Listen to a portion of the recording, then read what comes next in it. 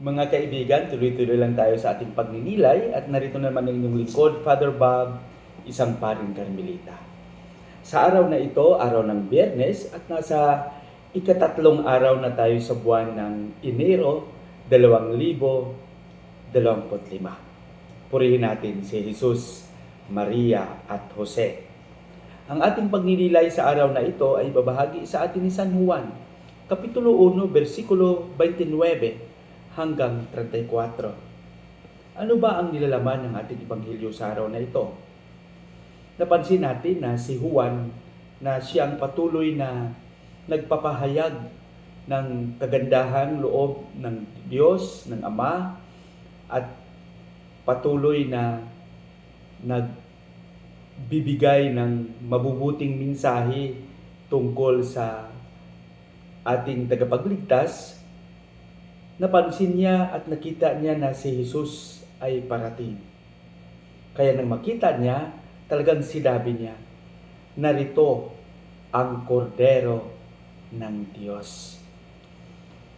Ang salitang yon ay napakatindi at nakaugat yon sa paniniwala at talagang pagkakilala ni Juan kay Kristo. Para sa ating mga kapatid, sa araw na ito sa ating Ebanghelyo, ay nahamon din tayo na maipahayag ng buong katapatan ang pagkakilanlan natin kay Kristo. Isabuhay natin ito. Ipakita natin ng buong katapatan, katapangan at may panindigan. Madali lang sabihin na tayo ay naniniwala at nagkaroon ng panindigan kay Kristo.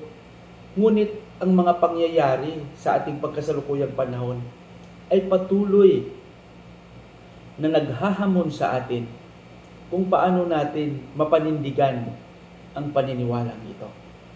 Kaya sana, gaya ni Juan, hindi lang tayo maging saksi, kundi tayo rin ay tapat na magpahayag ng ating pagkakilanlan kay Kristo ng may panindigan. Pagpalain nawa tayo ng Panginoon sa ating panalangin. Panginoong Hesus, turuan mo kaming maging tapat at maipahayag ng buong katapangan ang aming pagkakilanlan sa iyo.